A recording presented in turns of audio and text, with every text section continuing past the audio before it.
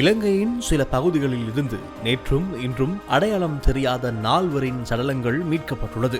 இன்று காலை மட்டக்குழி பாலத்துக்கு கீழே கலனி கங்கையில் மர்மமான முறையில் இறந்த இனம் தெரியாத நபரொருவரின் சடலம் மிதந்து வந்துள்ளது.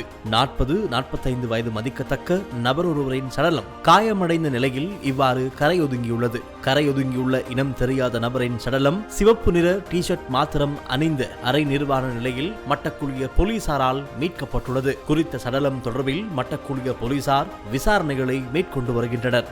இதேபோல் மன்னார் போலீஸ் பிரிவிற்குட்பட்ட ஒழுதுவாவு கடற்கரை பகுதியில் கரையொதுங்கிய நிலையில் ஆணொருவரின் சடலமும் கண்டுபிடிக்கப்பட்டுள்ளதாக மன்னார் போலீசார் தெரிவித்துள்ளனர். மரணித்தவர் இதுவரை அடையாளம் காணப்படவில்லை என்பதோடு நீல நிற காட்சட்டை மற்றும் சிவப்பு கோடு வந்த நீல நிற டி-ஷர்ட் அணிந்துள்ளதாக போலீசார் குறிப்பிட்டுள்ளனர். இதேவேளை பொகவந்தலாவ போலீஸ் பிரிவிற்குட்பட்ட கொட்டியாகலை தோட்டத்தில் உள்ள தேயிலை தோட்டத்தில் இருந்து அடையாளம் தெரியாத ஆண் ஒருவர் நேற்று சடலமாக மீட்கப்பட்டுள்ளார். தேயிலை தோட்டத்தில் கொழுந்து பறித்துக் கொண்டிருந்த போது குறித்த சடலத்தை அவதானித்த தொழிலாளர்கள் உடனடியாக போலீசாருக்கு தகவல் வழங்கியுள்ளதாக தெரிவிக்கப்பட்டுள்ளது. மேலும் சடலம் இதுவரையில் அடையாளம் காணப்படாத நிலையில் உயிரிழந்தவர் சுமார் 73 வயது கொண்டவராக இருக்கலாம் என போலீசார் தெரிவித்துள்ளனர்.